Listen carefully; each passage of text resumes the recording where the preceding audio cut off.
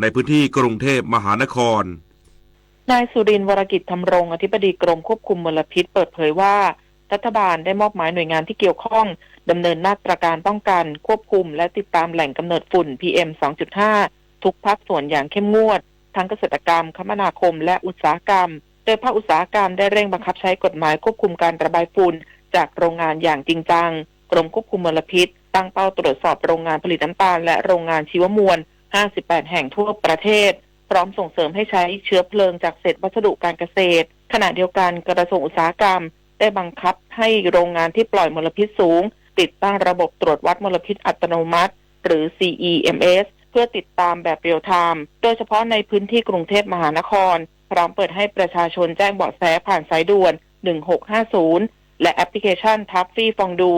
พร้อมย้ำว่ามาตรการทั้งหมดมีเป้าหมายเพื่อคุ้มครองสุขภาพประชาชนและยกระดับคุณภาพชีวิตอย่างยั่งยืนปิยาพันธ์ยังเทียนรายงานกรุงเทพมหานครเพิ่มความเข้มมาตรการรับมือฝุ่น PM 2.5 เกินค่ามาตรฐานและมีแนวโน้มเพิ่มสูงส่งผลกระทบต่อสุขภาพประชาชนไปจนถึงสิ้นเดือนมกราคมนี้นายพรพรหมวิจิตรเศรษฐ์ที่ปรึกษาของผู้ว่าราชการกรุงเทพมหานครและผู้บริหารด้านความยั่งยืนของกรุงเทพมหานครเปิดเผยว่าล่าสุดปลัดกรุงเทพมหานครได้สั่งการด่วนที่สุดให้ทุกหน่วยงานคุมเข้มแหล่งกำเนิดมลพิษระหว่างวันที่ 26 ถึง 31 มกราคมนี้โดยให้รถราชการตั้งแต่6 ล้อขึ้นไปเข้าตรวจสภาพและลงทะเบียนบัญชีสีเขียวพร้อมเพิ่มความถี่ในการล้างถนนและฉีดล้างต้นไม้เพื่อลดการสะสมของฝุ่นนอกจากนี้ยังสั่งห้ามการเผาในที่โล่งโดยเด็ดขาดแต่สายตรวจเทศกิจเฝ้าระวังตลอดคืนและขอความร่วมมือวัดและศาลเจ้างดการจุดธูปและเผากระดาษสถานศึกษาให้งดจัดกิจกรรมกลางแจ้งและจัดเตรียมห้องปลอดฝุ่นสำหรับกลุ่มเสี่ยงประชาชนสามารถติดตามสถานการณ์ผ่านแอปพลิเคชัน BKK และหากพบต้นตอมลพิษแจ้งเบาะแสได้ที่ทัฟฟี่ฟองดูแจ้งโรงเรียนศูนย์เด็กเล็กงดกิจกรรมกลางแจ้งทุกประเภทและให้เด็กเล็กหรือกลุ่มเสี่ยงอยู่ในห้องปลอดฝุ่นพร้อมประชาสัมพันธ์สถานการณ์รวมถึงวิธีการปฏิบัติตนให้ผู้ปกครองทราบจุฑามาศรักษาพันธ์รายงานจบข่าวพฤษแก้วพิบูลอ่านเราฟังข่าวครั้งต่อไปเวลา 7 นาฬิกาติดตามข่าวที่นำเสนอไปแล้วได้ที่ www.thainews.prd.go.th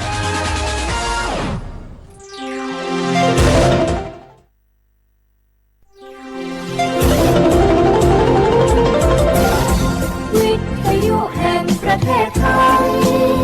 ให้ความรู้คู่ความสุข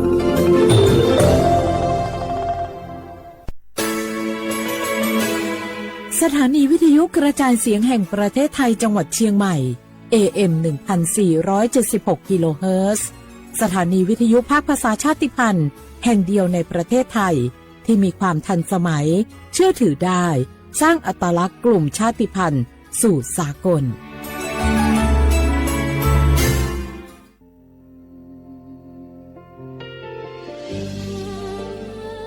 พระเสด็จสู่แดนสวงไทยทั้งปวงน้อมสำนึกในพระมหากรุณาธิคุณตราบนิรันดร์ข้าพระพุทธเจ้าข้าราชการและเจ้าหน้าที่สถานีวิทยุกระจายเสียงแห่งประเทศไทยจังหวัดเชียงใหม่กรมประชาสัมพันธ์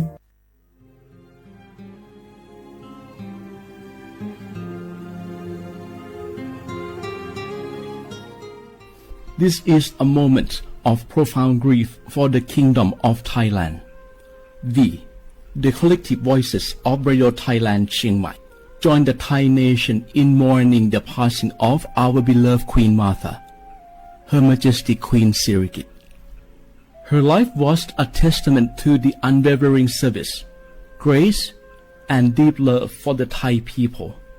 Our humble condolences and thoughts are with His Majesty the King, the royal family, and all the Thai people during this deeply sorrowful time. We will remember her forever.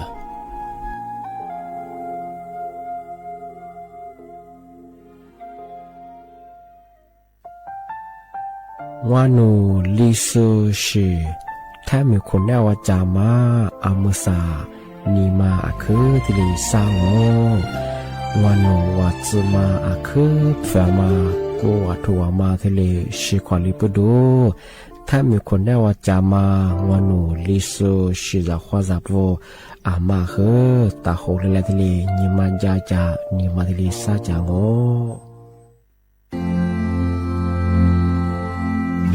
รากฐานสังคมไทยตั้งแต่อดีตจนถึงปัจจุบันเคารพเทิดทูนสถาบันพระมหากษัตริย์เป็นศูนย์รวมจิตใจที่เหนียวแน่นของคนไทยในเวลาที่เกิดวิกฤตทางการเมืองพระบารมีของพระเจ้าอยู่หัวก็ทำให้เกิดความสงบและช่วงที่เกิดวิกฤตเศรษฐกิจปรัชญาเศรษฐกิจพอเพียงของพระเจ้าอยู่หัวรัชกาลที่ 9 พระราชทานให้กับคนไทยก็ทำให้ผู้ที่น้อมนำมาปฏิบัติมีภูมิคุ้มกันและไม่เกิดความเสียหายพระปฐมบรมราชโองการของพระเจ้าอยู่หัวรัชกาลที่ 10เราจะสืบสานรักษาและต่อยอดและครองแผ่นดินโดยธรรมเพื่อประโยชน์สุขแห่งอาณาราษฎรตลอดไปพระมหากษัตริย์ไทยทุกพระองค์ทรงห่วงใยราชเสมอสถาบันพระมหากษัตริย์ไทยศูนย์รวมใจไทยทั้งชาติ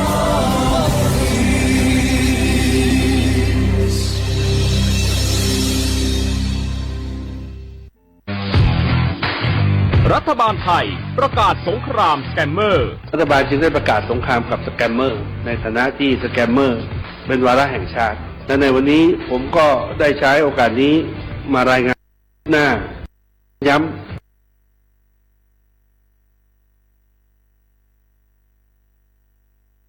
ความอาชญากรรมทางเทคโนโลยีขึ้นมาโดยมีผมเป็นประธานด้วยตนเองเพื่อให้ทุกหน่วยงานทำงานไปในทิศทางเดียวกันเราได้มีการลงนามบันทึกความเข้าใจระหว่าง 15 หน่วยงานหลักทั้งภาครัฐและภาคเอกชนตลอดจนสถาบันการเงินเพื่ออุดช่องโหว่ทางการเงินและตัดเส้นทางเงินของกระบวนการอาชญากรรมเหล่านี้ให้สิ้นซากรวมพลังคนไทยต้านภัยสแปมเมอร์นายอนุทินชาญวีรกูลนายกรัฐมนตรี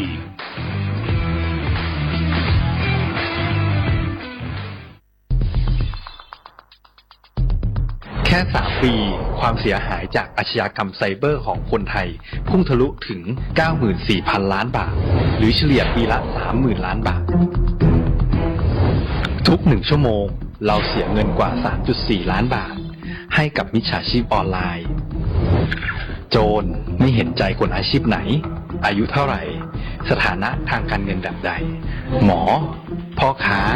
นักธุรกิจนักเรียนแม่บ้านข้าราชการเกษียณทุกคนตกเป็นเหยื่อได้เสมอและวันหนึ่งอาจเป็นคุณหรือคนที่คุณรักเพราะจุดอ่อนร่วมของเหยื่อคือความเร่งรีบขาดสติหรือแม้แต่บางครั้งก็เกิดความโลภจนเกินไปอย่าปล่อยให้การกดคลิกเดียวลิงก์เดียวทำให้โจรยิ้มกว้างวันนี้ถึงเวลาแล้วที่คนไทยทุกคนจะต้องร่วมมือกันสร้างภูมิคุ้มกันอาชญากรรมไซเบอร์ช่วยกันหยุดก่อนที่ภัยไซเบอร์จะทำให้คนที่คุณรักและตัวคุณเองกลายเป็นเหยื่อ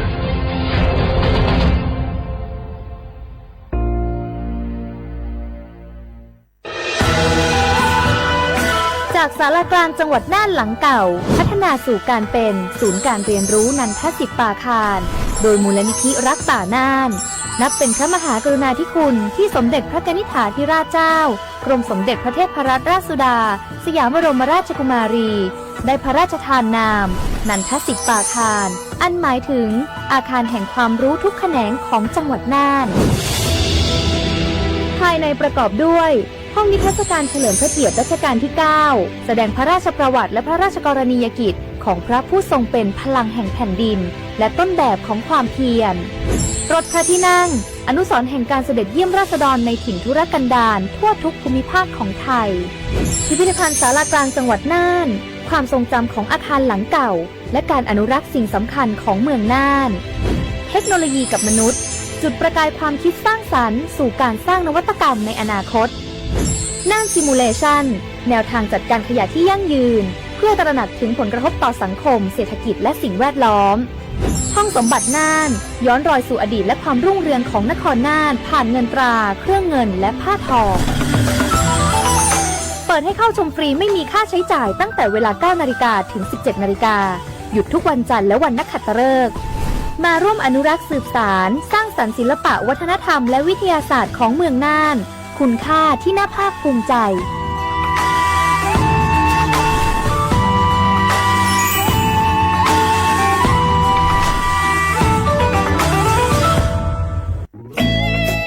หนึ่งเสียงของท่านมีความหมายต่ออนาคตประเทศการเลือกตั้งคือโอกาสสำคัญที่ประชาชนจะได้ร่วมกำหนดทิศทางบ้านเมือง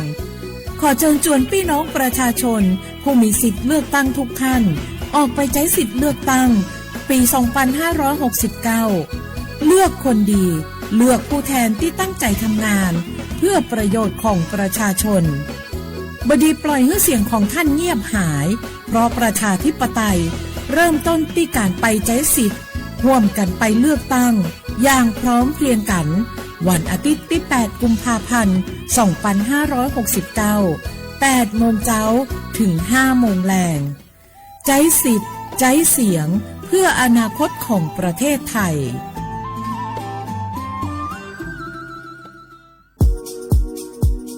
30 บาทรักษาทุกที่เจ็บป่วยเล็กน้อยอาทิมีไข้ไอเจ็บคอปวดข้อเจ็บกล้ามเนื้อใช้สิทธิ์บัตรทอง30 บาทปรึกษาเภสัชกรและรับยาตามอาการ32รายการไม่เสียค่าใช้จ่ายเพียงยื่นบัตรประจำตัวประชาชนที่ร้านยาที่มีสติกเกอร์30 บาทรักษาทุกที่หรือร้านยาคุณภาพของฉันให้บริการดูแลอาการเจ็บป่วยเล็กน้อยสอบถามเพิ่มเติมโทร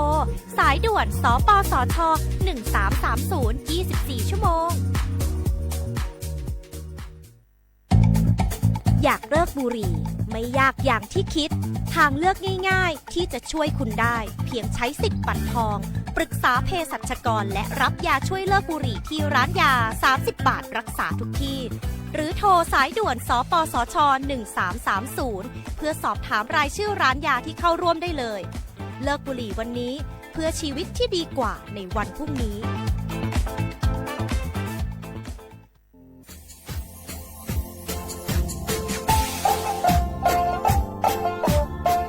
น่ารักมาปีมาซึ่งจีนชมังโงมันยาคณะรัฐมนตรีไงมีมติยากกว่าอยู่หัวมองเมื่อเหื่อยกุลาซื้อหาหยิบกุยังไงยิ่งโคยิ่งตัวอยาชดซื้อฉีกว่ายาไปรับมองเมื่อเหื่อยแก้ไขปัญหาไงสถานะอาทิตย์เหื่อยสัญชาติไงเอาถ้ามีคนเนี่ยว่าจะส่วนไงอธิบายที่ยากกฎหมายถือว่าไปรับมองเมื่อเหื่อยไงมาตราที่17ไงแห่งพระราชบัญญัติคนเข้าเมืองไงพอ2งมันอยากให้คนอยากคือหยิบตัวอยากหยิบซึ่งหยิบกว่าไงเท่าว่าถ้ามีคนเนี่ยว่าดูแลส่วนอาทิตย์เนี่ยคือมือจ่าจางงเป็นยังไงอาทิตย์เนี่ยว่ามีทะเบียนประวัติเธอถูกต้องอยู่ไงอธิบายว่าสารว่ายื่นขอสถานะไงคนต่างด้าวเข้าเมืองโดยชอบด้วยกฎหมายที่ดียินหน้าบดงาอาทิตย์ทยากฎหมายถือว่าบรรดามาเพื่อไงมาตราที่7ทวีไงแห่งพระราชบัญญัติไงสัญชาติยึดขวงว่าไปเฮอพศยังไง2508ไงเอาถ้ามีคนได้ว่าเฮอตาซุงโงไม่ยังไงอาทิตย์ยังเฮออาบามันก็จะเฮออามาไงเอาว่าอยู่ในทะเบียนประวัติบุคคลไงอธิบายว่าไม่มีสถานะทางทะเบียนมาจุบันเราสามารถยื่นขอสัญชาติไทยที่กรุงเทพมหานครไงยื่นที่สำนักบริหารการทะเบียนกรมการปกครองไงอธิบายเราส่วนต่างจังหวัดจะสุบันว่ายื่นต่อในอำเภอตานภูมิลำเนาไงปีขวานนแล้วก็จะบอกว่าอำเภอยี่ที่ยื้อชองไงยื้อเวลางูไม่ยายาว่าเวลาใช้กันยาขนาดถี่เนี่ยควานยี่นวันยังสิงะอดีตเฮนี่มีกับพวกควานยี่ที่น่าเหียโชฮาหยิบซึกูยังไงยึดโคนหยิบตัวเหียโชซึกูขอเสือเอาทีลียื้อชองง่าทำไมถึงมาปีมาซึ่งจีเช่าว่าชาวข้าได้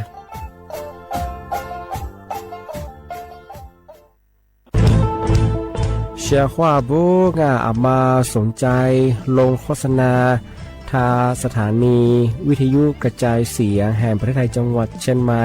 เอาสถานีวิทยุของบัญญายี่เชียคือคือเสืออาทิเย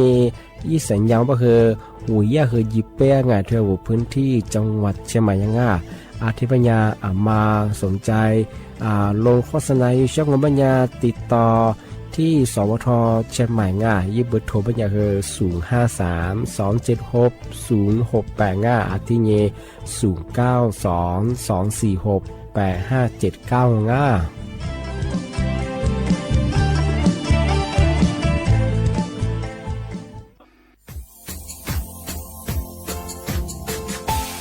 าว่าบราวัฒมาปีใหม่อาทิตย์ตาจินชามองมันยังไงอามุสาจังหวัดเชียงใหม่ควายมาปีใหม่ปากไก่ฝรั่ง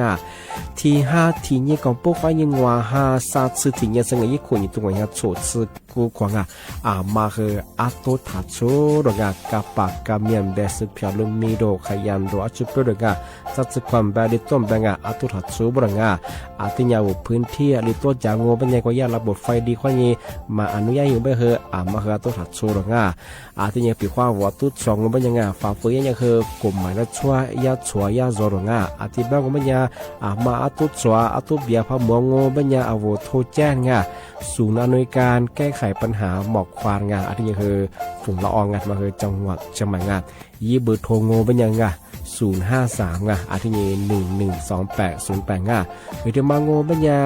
สำนักงานประชาสัมพันธ์จังหวัดเชียงใหม่ก็ยังดีปีมากทีเดียวพักกายฝรั่งอันนี้ประกาศมาก็ตะวันเลยยินจะหลับฝรั่งงอง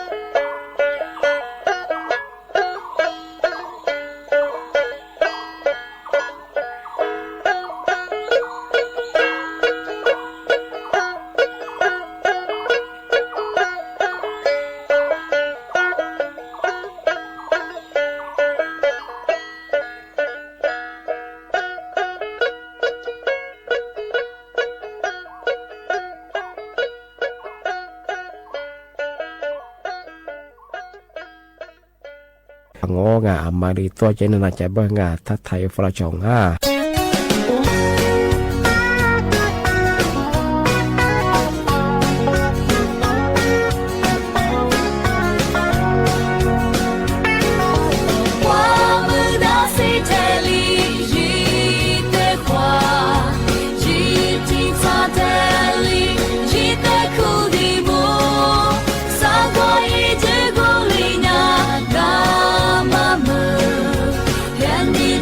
Say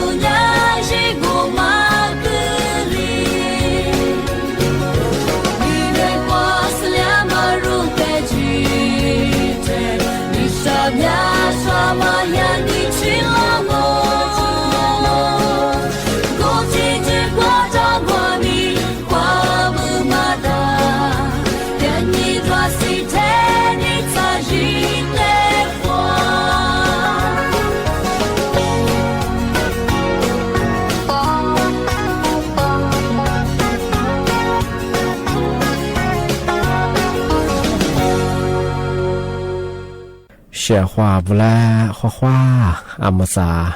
阿我李松我都知的话被啦我啊阿我李松我都จามงบัญญาดูกุญทาจิ้มหมายดังอ่ะสถานีวิทยุกระจายเสียงแห่งประเทศไทยจังหวัดใช่ไหมว่าโดยจะ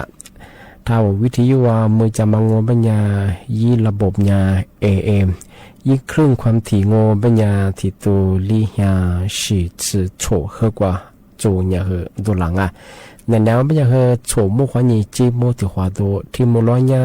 你莫花你沙漠啊，那天你花你哪日子？这里都讲啊，第一套我啊，Facebook 一屏我不和สวทจุเยียเชียงใหม่ยา AM 1476กิโลเฮิรตซ์เนี่ยFacebook เฮที่ตุยน่างอ่ะวันนี้ซึ่ง我们也和那天你花你哪日子啊？天你嘛和你花你เวลาดองอ่ะเสียว่าพระวันที่มาปีมาสกิชมางงเป็นยังไงนี่ฮะเฮยี่ยี่คุณยังต้องว่าเนี่ยสุดซื้อกูควางอ่ะในแนวแปะเมื่อควายยิงมือเขาหัวโมดสังอ่ะเอาแทบเหมือนสุดตะปูบางอ่ะสัญชาติไทยจูสูว่าส่วนมาเฮงอ่ะมาเฮยิ่งใช้สิทธิเลือกตั้งเย่บนอ่ะกูถึงยังมางงเป็นยังเอาอีบัตรมาแต่ยังเคยเลือกตั้งที่น้องอ่ะแต่บ้าเลือกตั้งอยู่สมยังเคยถือว่ามันยังถูกเพียงยังซาเพียว่างอ่ะยิ่งที่เพียงมันมาเฮยิ่งชิงอ่ะเวทมองปัญญาเลือกตั้งสสไงแบบเป็นเขตยามังอ่ะนี่มาถึงว่าคือถูกเพียงไม่คือสีชมพูอ่ะเวทมองปัญญาคือเลือกตั้งสสแบบบัญชีรายชื่ออ่ะสร้างมาถึงมังโง่ปัญญา20ชื่ออ่ะสีเหลืองปัญญาคือบัตรออกเสียงประชามติไงมาคือกว่าเอาแก้รัฐธรรมนูญมาคือเยี่ยมมาคือไงมาคือที่ใกล้ยังอ่ะที่ปัญญาอ่ะที่มาคืออ่ะมาคือที่ใช้สีเลือกตั้งอยู่ของอ่ะที่นี่หาเหตุยังไงยิ่งคุณยังต้องว่าโฉดซื้อกูขอในแนวแปะมุขวายิงมือขาหัวมุดสังอ่ะ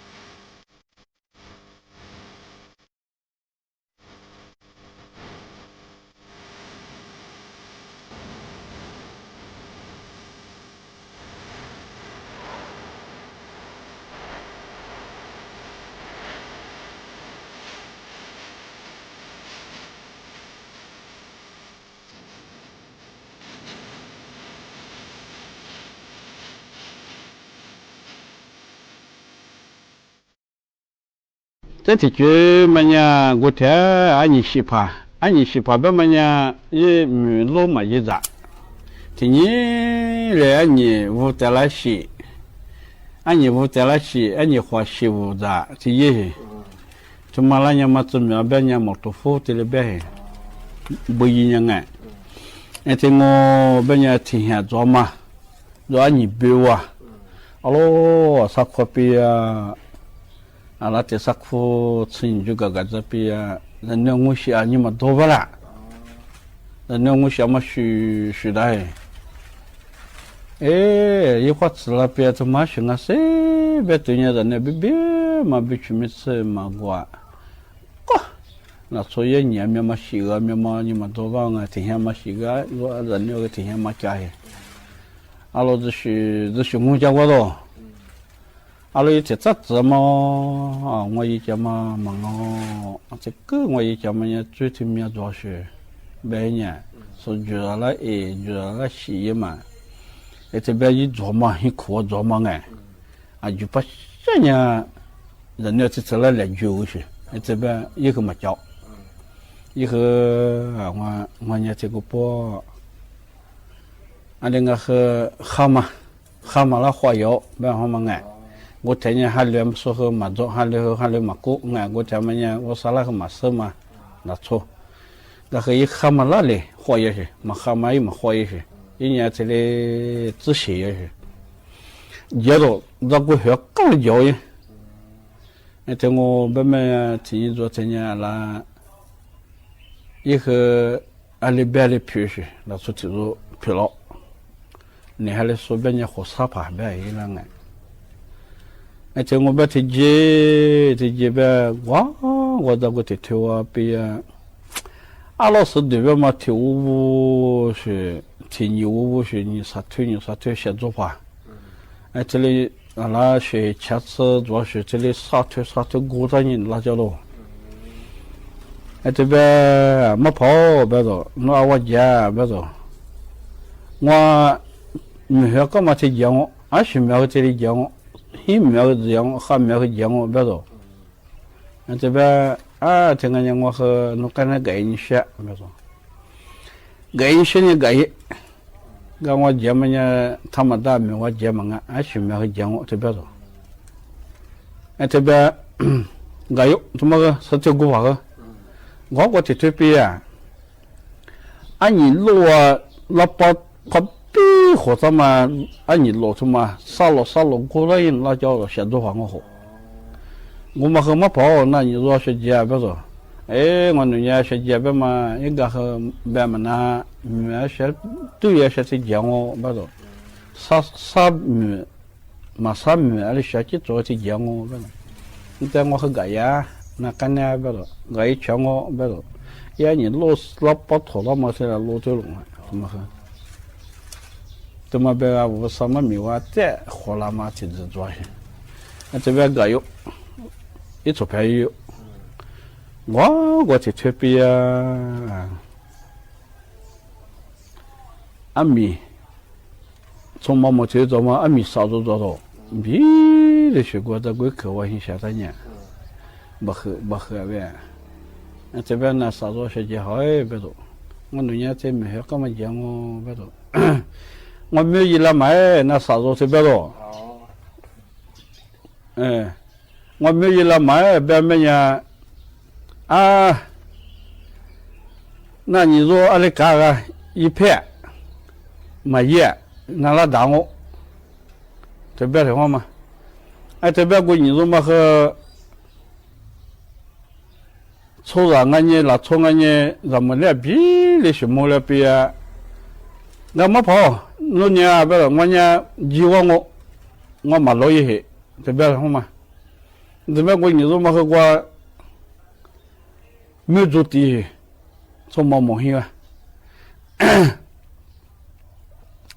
这边我没跑过嘛和俺家扶老天嘛楼梯学过啊，也拉10年嘛，俺家扶老天嘛楼梯呢，也是，跟那边我一出牌这条路摸去，哎，这边这条路毛病啊，这条路嘛呢，伊拉啊没跑那些家，我女儿没学干嘛讲呢？这里边好吗？哎，这边哎，这排骨你说嘛，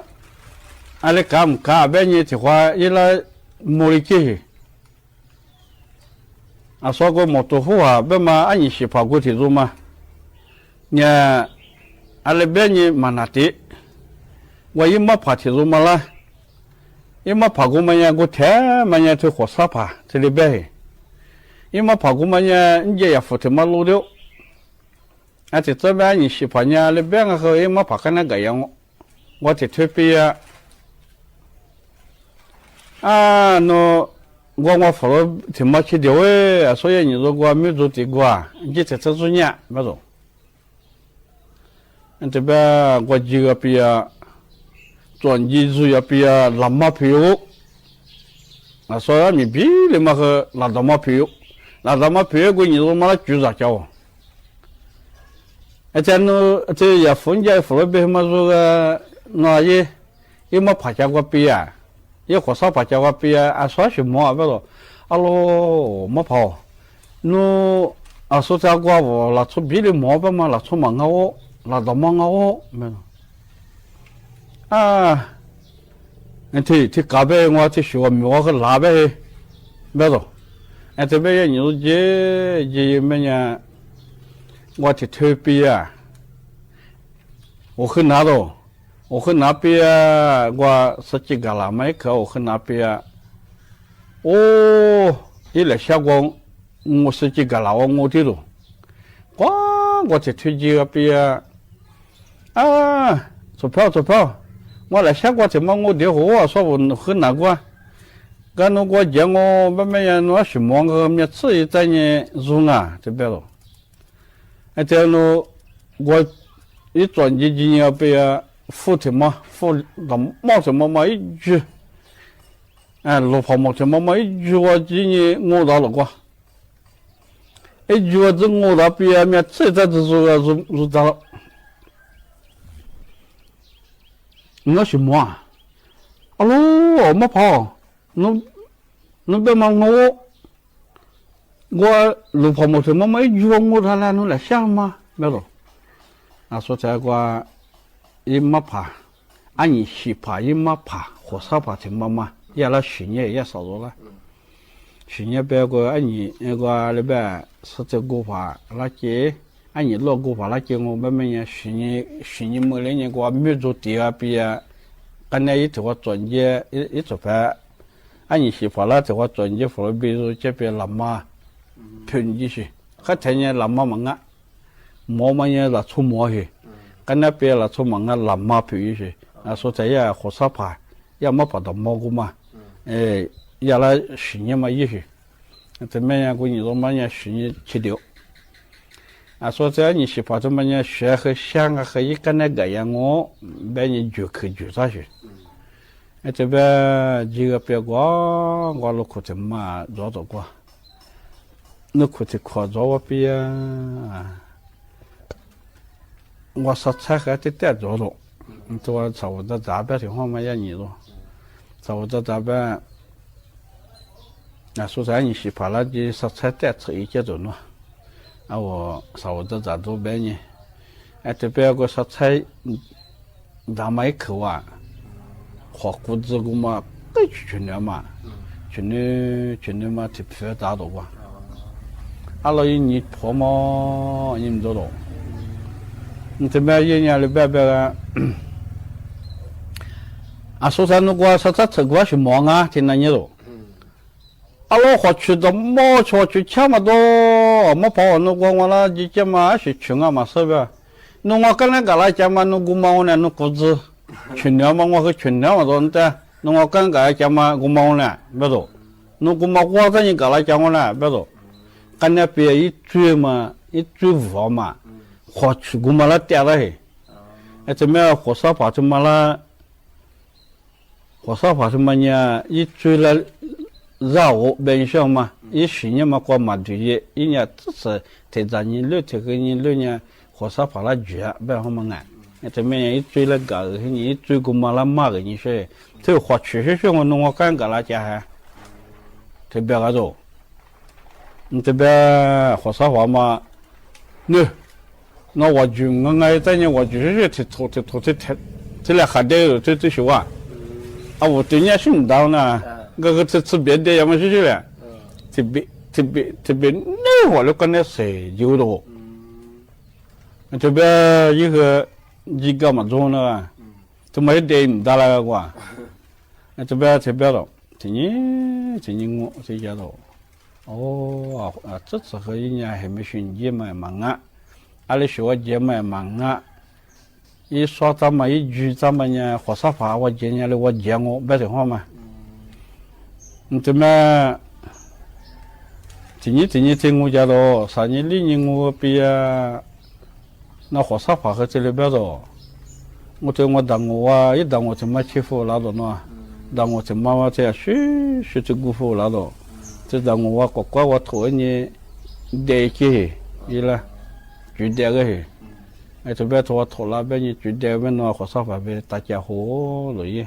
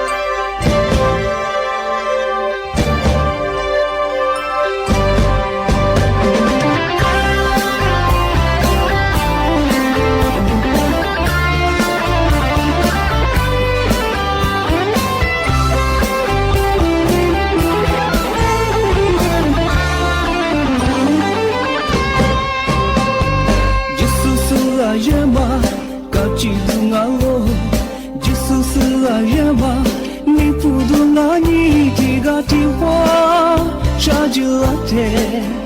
ดูดอกผู้เจมานุตาเยเนจิสสุราเยมาดีกว่าชิดาโนจิสสุราเยมาจิตสุฮิโลจิตสุติปาโมโลตุเบเลกบาลาสุเนโรสุพาโม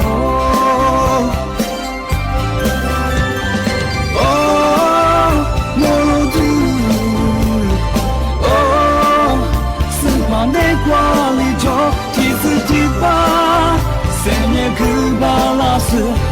是怕得出事，即使是傻逼发了。哦，我路途，哦，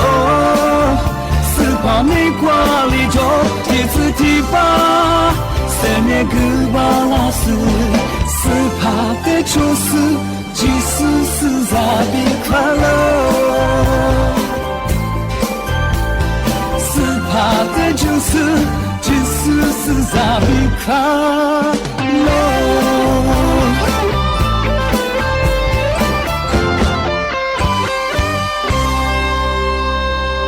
那他妈的小妹小伙伴，在呀，那不的些啥？说这都命哎，现在是那边的说啊，新年说，跟我们那么一个算啥他说，那边哎，少套，啊，头专业比说新年回来比回来不行呀，俺们啥老出注意说怕手打嘛，俺们意思啦，别么呀，试试苦啊，做打嘛哎，维他命 C、维他命 E、贝塔卡罗提尼的别么呀。个事实我说新年回来嘛，还吃啥子嘛两个？啊，可哈嘛吃子做了，吃子嘛我别样哎，他们跟人家说别别也贝塔卡罗提尼。啊，这么面嘛，我们讲，也么么事，么么南到买吧嘛，滚面嘛，是呢，他妈的说也么可特，拉起呢，是呀，马萨普斯，马拉高速，是呢，个嘛是贵开嘛，是呀么么1 gram。不个么么事，是呀，马布朗湾，他们家不里送我和里边个比利时吧，是呀，看大陆那两，看大陆意思说个，是呀，马用切，是呀，马么口是为主，马么个口是为，马么个意面嘛，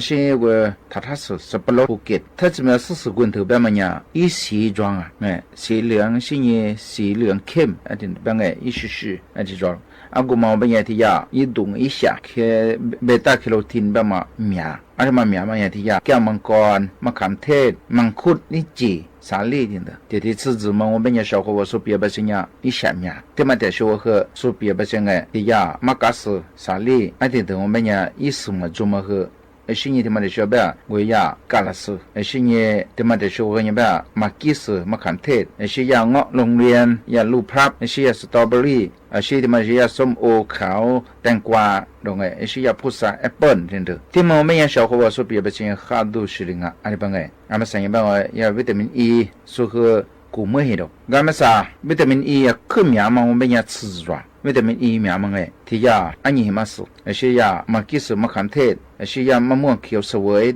一直，是呀么个特拉起呢，是呀么么口是为熟，而且嘛，是呀么么南到买熟，而且的呢，他嘛是呀叫芒果，西春铺 strawberry， 是贵开的的，而且嘛维他命 E 个嘛苗了，维他命 E 他嘛我们也小伙这边也我喜欢呢，我不多可开始的子啊，这里帮哎，俺他妈这个我们也小伙我事挺特别么样，啊我过度喜欢呢，我衣服，不嘛的时候和那边我小伙我一不有那是那米票嘛和那边啊，别话我喜欢呢他妈带上我边呀，你把你子拿什么做啊？啊我过度喜欢呢他妈我们也怕带上我们也，你把你子拿个都的了么的，而且么呀我过度下他妈带的。和哈达我们也是那对了和一入西湖也是那着个吃豆腐锅啊这个咱们上一辈小伙伴老出的特别么样哎这样马来啊他们怕着和人嘎达了马来了嘎达别么和人哎当路嘛别哎是你马来人特别装备ที่มาคือวิยาทับทีมก็มาคือซื้อส่งทับทีมแบบมาคือมาจิ้มหาจัดที่ยังไม่ยามาเล่นที่มาแล้วคือมาจงใช่บ้างที่เบบไม่ยาตอมลุงมาก็มาแล้วมาเล่นจุดเชลแต่ไม่ยาส่วนที่มาพอจะตามไม่ยามาจิ้มมาจะยังไม่ยามาเล่นก็มาตัวปฏิมันนั่นละที่บ้างแล้วที่การชาวเขาว่า试白的子嘛说对你咱们嘛但是我和那是那米和ที่ผิวงแต่ไม่ยาอะไรที่จะมาจ้า事实ที่มาคือเนี่ยที่กะอันนี้จะกูจะคือมาช่วยไงอีชาแบบมันเนี่ยอีดูอีขาดูเอาไว้จากกันเนี่ยลิขิตที่ขาแบบมันเนี่ยเอาไว้ช่วยคนเนี่ยพูดแบบมันเนี่ยมาช่วยแต่มันเนี่ยว่าจะมาขอมันเนี่ยเอาไว้是照顾是我讲哎แต่ว่ามันเนี่ยที่下边ที่มากูแบบที่下มาเอาไว้ที่什么照顾อันนี้ที่下มา一度这边เนี่ย一度这边要กูมาที่皮要กูมา或者事实แบบมัน一天来对嘛也他妈的下对面吃这边面吃下天个啊我ที่กูไป呀面吃这我怎么了哎我ที่怎么可能面小伙呢和看啊说ที่边个小伙我ที่มาคือ10年小伙我和拿来比他半年呗对个拿来比个我们呢怎么可呗在年怎么嘛可别和只花这边和门只我别里只别和门个看你那么了我们也看你我看你没了我们也小伙阿里买不有抓只是别我们也我10年只看我边呢ที่买你的话我没去嘛子我在那么多是花着抓和的比头婚别么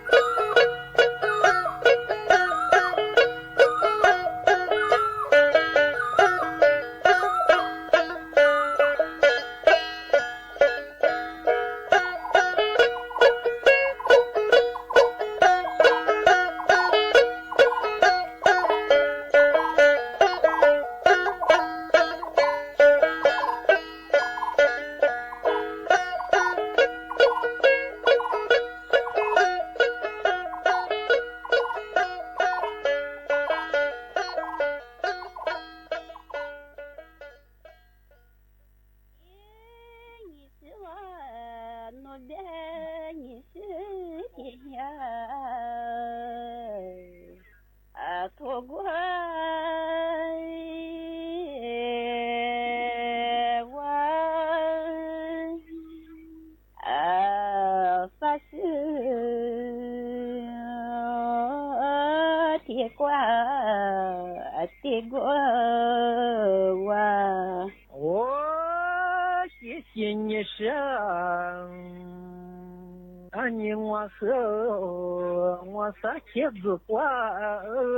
一朵花来花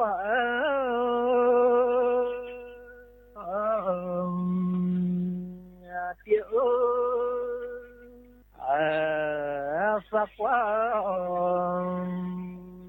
也难忘来月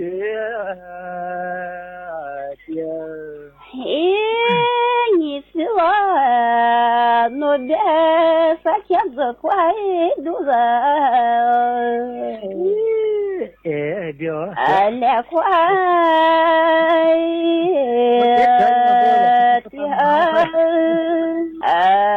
也挂肚子来月的谢谢你呢你我和子花来月你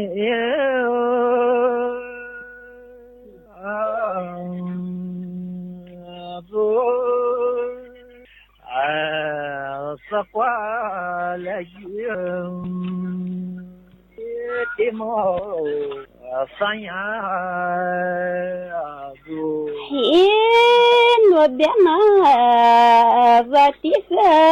来